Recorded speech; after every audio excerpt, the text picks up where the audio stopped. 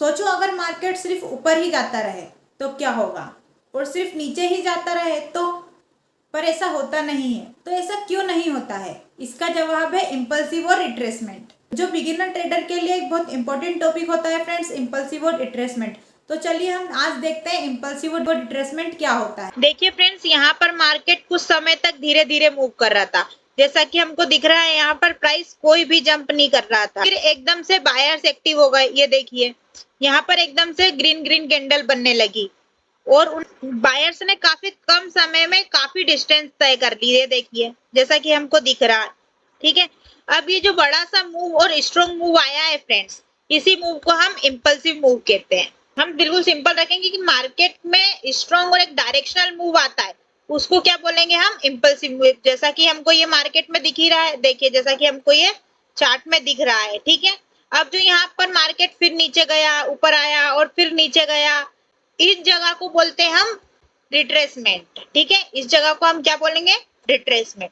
तो फ्रेंड्स, ये इम्पल्सिव हमने बहुत सिंपल रखा है। इसको हम और अच्छे से समझेंगे तो एक बार मैं आपको नोट्स में बताती हूँ कि इम्पल्सिव क्या होता है।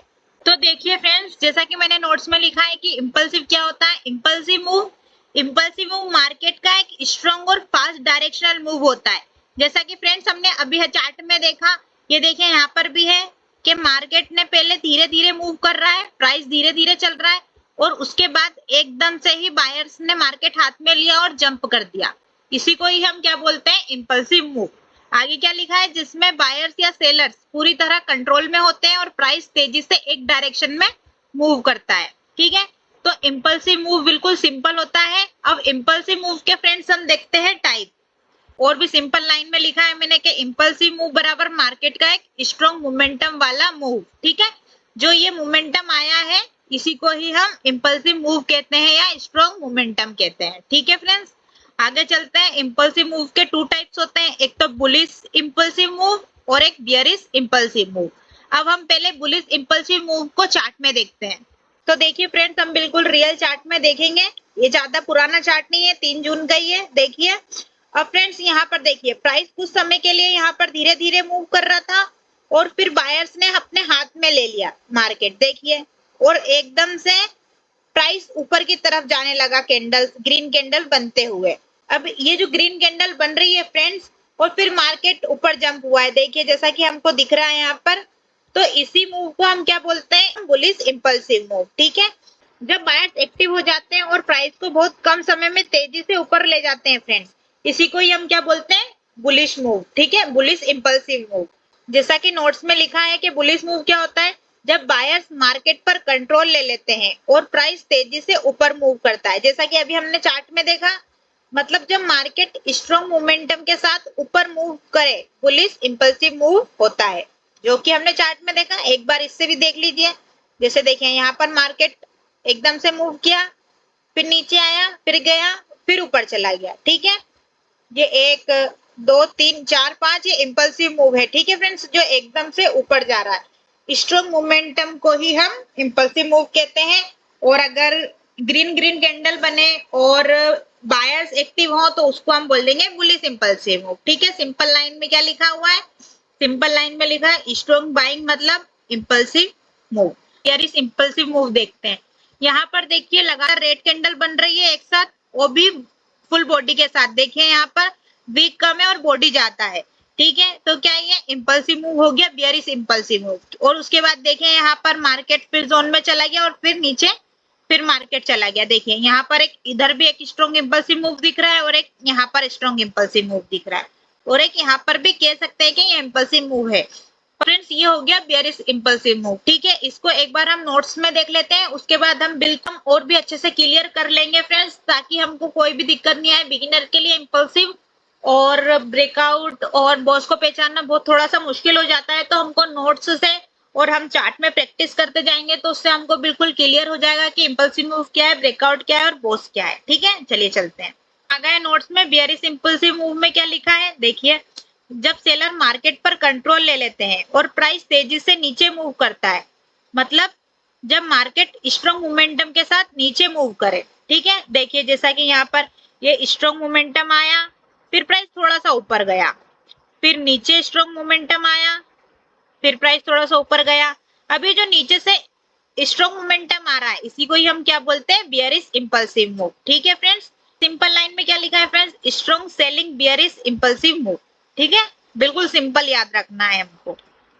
और फ्रेंड्स अगर आपको ये नोट्स चाहिए है तो आप मैं लिंक कमेंट में दे दूंगी, आप मेरी वेबसाइट पर जाके डायरेक्ट पीडीएफ डाउनलोड कर सकते हैं।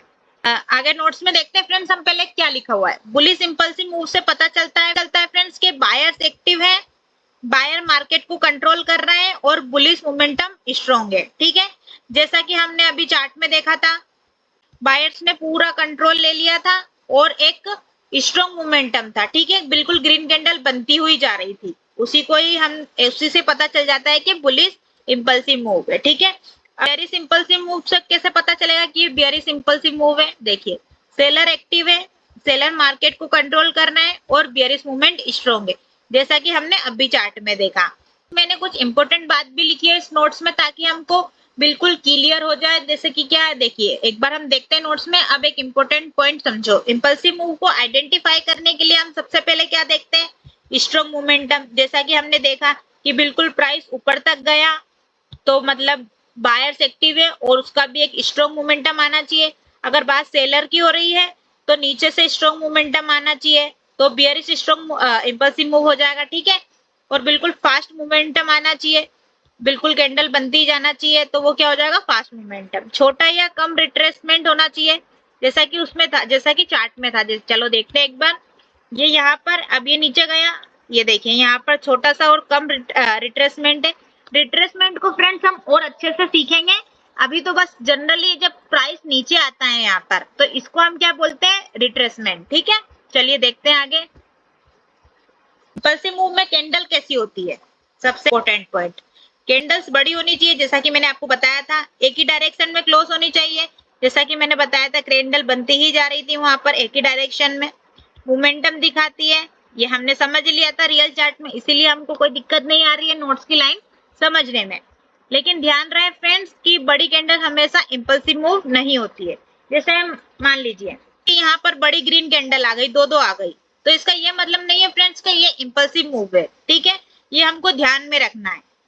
जैसा कि मैंने आपको बताया कि रिट्रेसमेंट क्या होता है, देखें यहाँ पर प्राइस एकदम से ऊपर जाके फिर नीचे आया, जब प्राइस एकदम से थोड़ा सा नीचे आए उसको हम बोलते हैं रिट्रेसमेंट। ठीक है, और अगर प्राइस बहुत ज्यादा नीचे आ गया तो हम उसको बड़ा रिट्रेसमेंट मानते हैं। ठीक है, जैसे प्राइस का थोड़ा सा रेस्ट करना जो पुल बैक होता है, पुल बैक जैसा ही रिट्रेसमेंट होता है, चाहे आप उसको पुल बैक बोल दो या रिट्रेसमेंट बोल दो। ठीक है, मार्केट 100 था, फिर 120 पे आया, फिर 105 पे चला गया, देखा, फिर 125 पे था, फिर 108 पे चला गया, अब 108 से डायरेक्ट 130 पे।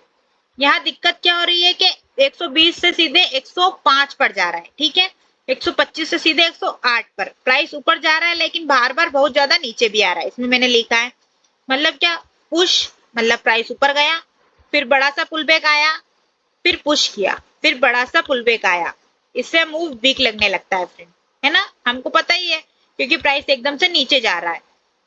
प्राइस थोड़ा सा नीचे आने को ही हम रिट्रेसमेंट बोलते हैं। अगर ये नोट्स चाहिए तो आप मेरी वेबसाइट पर जाकर ले सकते हैं। चैनल को सब्सक्राइब करना मत भूलना, मैं भी बिगिनर हूँ और ट्रेडिंग सीख रही हूँ, और जो मैं सीख रही हूँ वही आपके साथ शेयर कर रही हूँ। तो आई होप फ्रेंड्स आपको ये वीडियो पसंद आई होगी, और अगर आपको नोट्स चाहिए तो जैसा कि मैंने बोला कमेंट में लिंक है, आप वेबसाइट पर जाके पीडीएफ बिल्कुल फ्री है डाउनलोड कर सकते हैं। हम साथ में ग्रो करेंगे, और जो जो मुझे समझ में आ रहा है फ्रेंड्स वही मैं आपके साथ शेयर कर रही हूँ। तो अगर आपको नोट्स देखकर अगर उसमें भी कुछ डाउट आता है या मैंने उसमें कुछ गलती की है तो फ्रेंड्स आप मुझे बताना, तो मैं उस नोट्स को अपडेट करूंगी ताकि मुझे भी हेल्प हो और बाकी सबको भी हेल्प मिले। तो friends like share and subscribe करना बिल्कुल मत भूलिएगा। थैंक यू फ्रेंड्स, मिलते हैं नेक्स्ट वीडियो में।